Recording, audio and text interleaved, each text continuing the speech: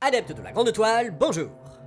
Aujourd'hui, nous allons parler d'un cinéaste dont nous avions déjà évoqué les œuvres au détour de nos épisodes consacrés à Pacific Rim, Shin Godzilla, Jack Burton dans Les Griffes du Mandarin et House. Ce réalisateur, c'est Ishiro Honda, le papa de Godzilla et de bien d'autres créatures qui peuplent le cinéma japonais. Surtout connu pour ses films de monstres géants, les Kaiju Eiga, Ishiro Honda est aussi l'auteur de quelques pépites cinématographiques qui ne demandent qu'à être redécouvertes, parmi lesquelles Matango, sorti en 1963. Le film raconte l'histoire de 7 naufragés échoués sur une île mystérieuse qui vont devoir faire face à des monstres champignons.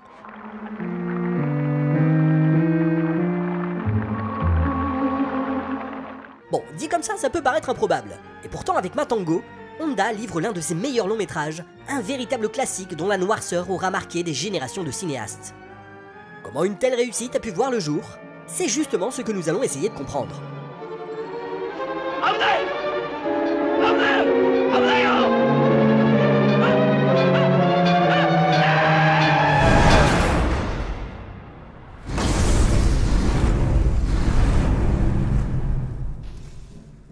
En 1962, la sortie de King Kong contre Godzilla s'est avérée une opération plus que rentable pour la Toho qui célébrait son 30e anniversaire.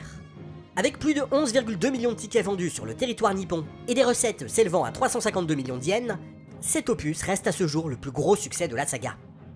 La logique voudrait que son réalisateur, Ishiro Honda, enchaîne directement avec un autre Kaiju Eiga dont il est un spécialiste.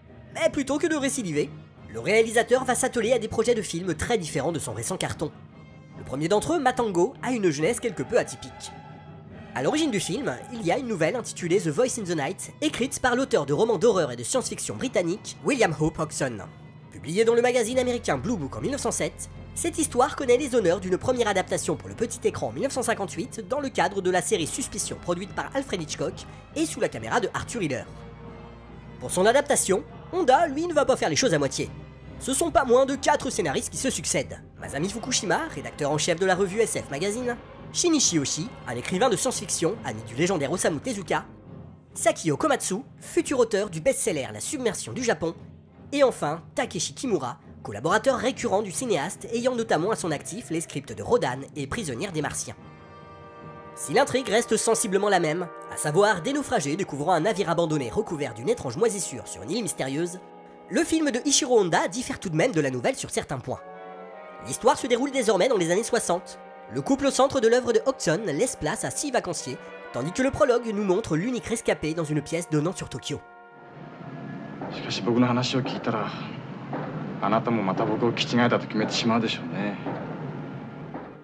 Loin de jouer la carte d'une banale transposition contemporaine, ces ajouts sont autant de portes d'entrée qui s'ouvrent sur l'univers personnel du cinéaste. Pour bien comprendre ce paradigme, il est important de replacer Matango dans la filmographie de son auteur. Quand on regarde attentivement cette dernière, on remarque que ce huis clos intervient après des œuvres plus spectaculaires aux moyens conséquents, au point qu'on peut voir Matango comme une parenthèse intimiste. Par ailleurs, l'ambiance pesante due à la musique de Sadao Beku et la sobriété présente dès les premiers instants du métrage tranchent également avec l'ambiance ouvertement comique de King Kong contre Godzilla. On pourrait d'ailleurs même se demander si c'est le même réalisateur aux commandes des deux films.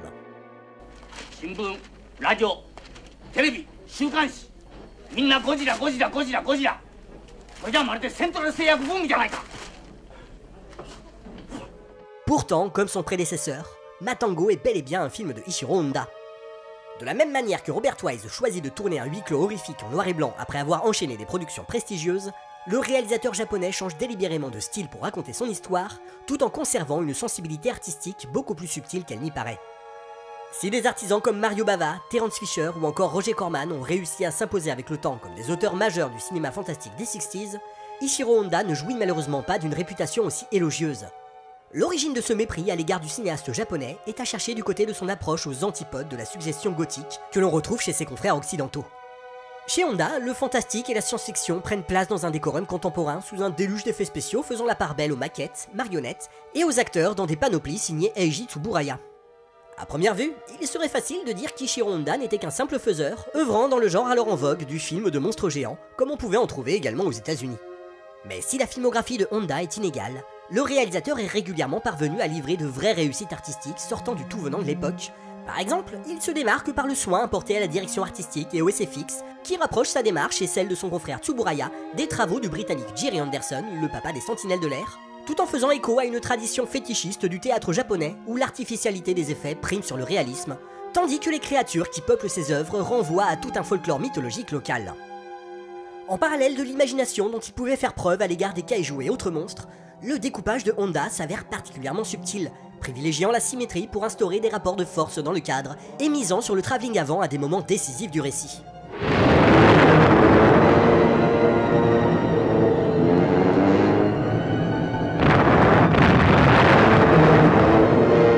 En cela, Ishiro Honda était un expérimentateur qui utilisait chaque projet pour retravailler et perfectionner des idées jusqu'au bout, n'hésitant pas à changer d'approche en fonction du registre de ses films, au point que ces derniers étaient souvent les brouillons des suivants.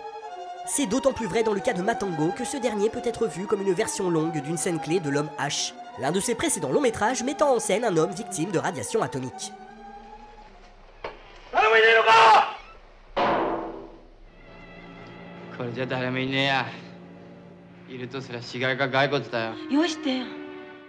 Du propre aveu du comédien Yoshio Tsuchiya, qui incarne Masafumi Kasai, le propriétaire du bateau, Honda envisageait Matango de la manière la plus sérieuse qui soit, et au vu du résultat final, on peut difficilement lui donner tort. La première et plus importante réussite du long métrage tient dans la faculté du cinéaste à nous faire croire à ces monstres champignons. D'un point de vue narratif, le film fonctionne sur une montée progressive du suspense, préférant miser sur la suggestion et l'ambiance afin d'immerger le spectateur dans son récit et maximiser l'impact de l'apparition de ces monstres. Le réalisateur n'hésite d'ailleurs pas à déjouer les attentes du spectateur, comme en témoigne son utilisation particulière de la vue subjective.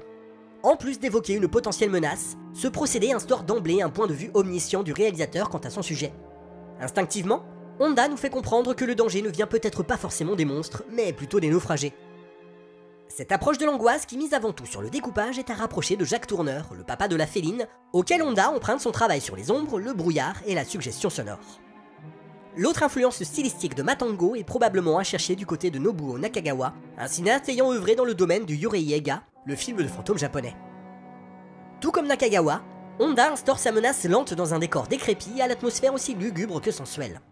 Le navire que découvrent nos naufragés est d'ailleurs une sorte de maison hantée labyrinthique coincée sur une île mystérieuse. En parlant d'île mystérieuse, cette dernière s'inscrit dans la continuité des œuvres du réalisateur, pour qui toute tentative de dompter cette jungle préhistorique se solde toujours par l'échec de la civilisation.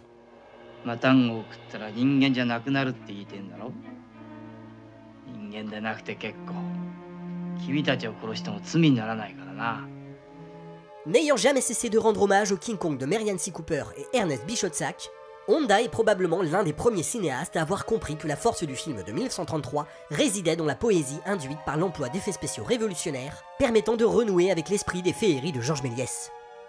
Matango n'échappe pas à la règle, et on pourrait même voir ce film comme une version pervertie de l'imagerie naïve de Méliès.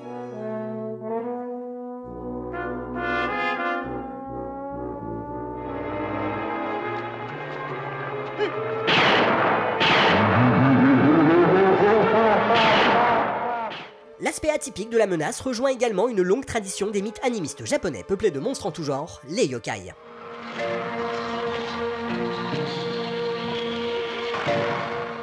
Quant aux personnages, chacun d'entre eux est défini par la fonction qu'ils occupaient au sein de la société, au point d'en être le reflet.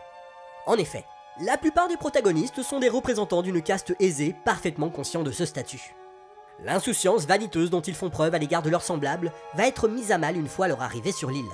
Les repères et codes instaurés par la société n'ayant plus cours, certains vont vouloir tirer parti de la situation, et bien évidemment, le groupe va finir par s'entretuer.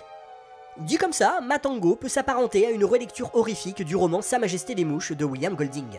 Et ce n'est probablement pas un hasard, car le réalisateur envisageait dans un premier temps de faire de ses protagonistes des enfants. Outre l'aspect survival, l'ambiance tropicale et sa flore étrange font ressortir les pulsions refoulées du groupe, ainsi qu'une forme aiguë de paranoïa. En plaçant la menace aussi bien du côté de l'île que des personnages, Honda s'éloigne de l'aspect binaire que l'on pouvait retrouver dans d'autres huis clos fantastiques, comme La Chose d'un autre monde, pour lorgner vers quelque chose de plus pernicieux, de plus propice à une étude de caractère dont le sujet serait la face sombre de l'humanité. Cette dimension quasi-anthropologique trouve ses origines dans le passé de documentariste du réalisateur. D'ailleurs, ce dernier n'a pas hésité à opter pour ce type de filmage lorsque son ami Akira Kurosawa lui demanda de diriger la seconde équipe de Chiens enragés. Et même lorsqu'il s'agit de filmer un monstre géant dévastant Tokyo, Ishiro Honda sait utiliser ce parti pris pour distiller un sentiment de malaise.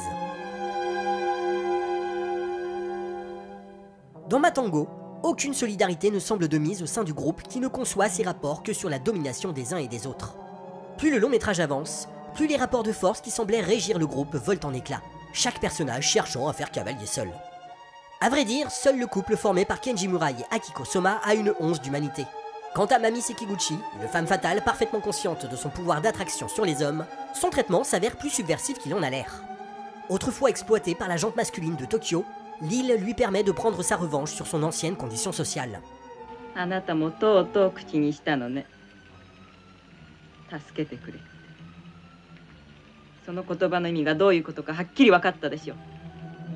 Par ailleurs, la tenue verte qu'elle aborde dans le dernier acte se fond dans l'environnement de l'île, comme pour souligner son lien avec la nature. Mami peut être vue comme le pendant noir des shobijin, les jumelles présentes dans les films consacrés à Mothra, ainsi que les diverses figures féminines présentes chez le cinéaste qui font souvent le pont entre la nature et l'humanité.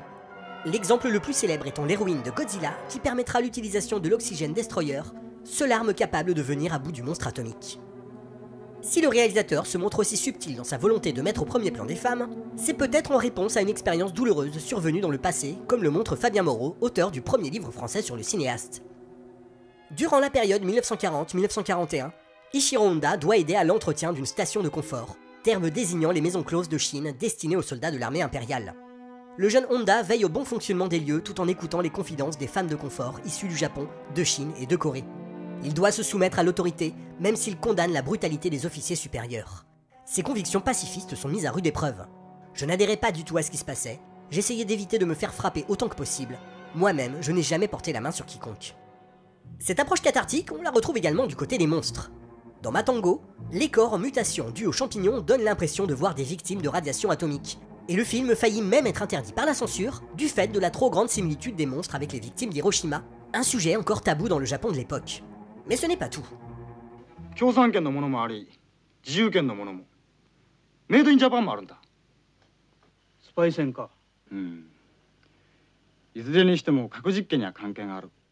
Ce souci de mettre sur un pied d'égalité les nations face à l'arme atomique témoigne d'une vision particulièrement inquisitrice quant au penchant autodestructeur de l'humanité.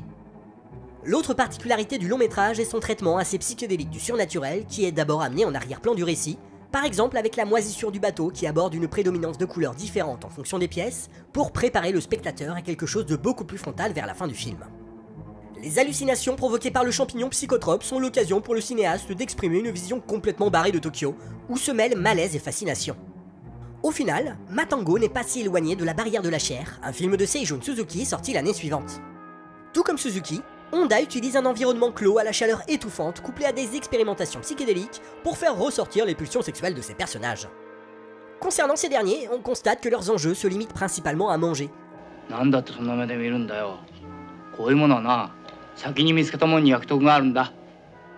Et le fait qu'ils franchissent la limite à l'égard des champignons montre bien leur volonté de rejeter toute forme de civilisation.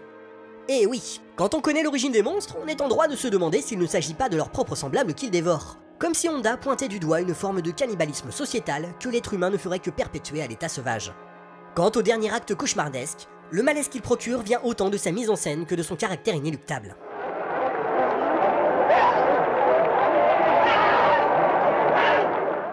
Au-delà de sa maîtrise artistique, la réussite de Matango tient dans l'intelligence avec laquelle le cinéaste est parvenu à livrer de manière subtile une vision misanthrope, faisant écho aux affres de la guerre à travers une synthèse intimiste des thèmes qui jalonnent son œuvre. L'enracinement mythologique de la menace accentue la fatalité d'une humanité condamnée à s'autodétruire. Malheureusement, ce pessimisme n'a pas été du goût des spectateurs qui ont boudé le film à sa sortie en salle en 1963, ni des critiques qui ont reproché au film d'être trop sombre et pas assez mainstream. Cependant, malgré cet accueil glacial, Matango va connaître un véritable culte auprès de toute une génération de cinéastes japonais l'ayant découvert dans leur jeunesse, comme Kiyoshi Kurosawa ou Shinya Tsukamoto. Le premier reprendra son approche suggestive de la peur, le second, ses mutations physiques subversives.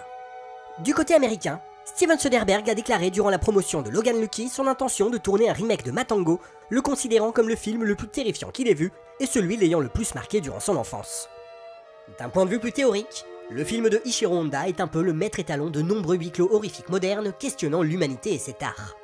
Et ce n'est pas le seul domaine dans lequel Honda fut un précurseur. Sa vision de la science-fiction concordait sur de nombreux aspects avec celle du grand maître du manga Osamu Tezuka. Par ailleurs, des films comme L'Homme H et The Human Vapor préfigurent de 2 ou 3 ans la déferlante d'intrigues de personnages baroques qui sortiront d'une boîte comme Marvel Comics. Et oui, tout comme Honda, Jack Kirby, Steve Ditko et bien sûr Stan Lee n'hésitent pas à faire de leurs mutants issus de l'atome des victimes de leurs conditions, dans des histoires au décorum pop qui mélangent les genres, de la science-fiction au roman noir en passant par la comédie adolescente, le tout avec une aisance similaire à celle du cinéaste japonais.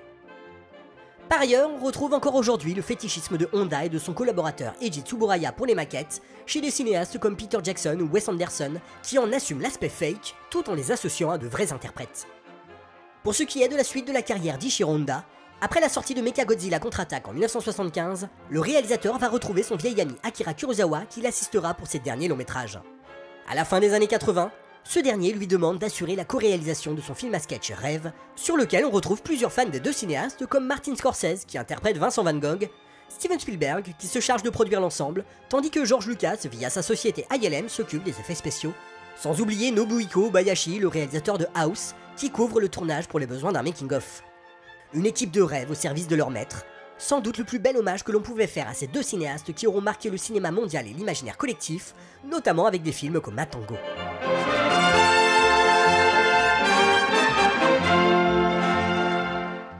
Voilà, c'est tout pour aujourd'hui. Si cette vidéo vous a plu, n'hésitez pas à la partager sur vos réseaux sociaux préférés et éventuellement à nous soutenir sur Tipeee ou Tacotac. Et on remercie d'ailleurs chaleureusement tous nos soutiens sur ces deux plateformes. A bientôt pour de nouvelles aventures.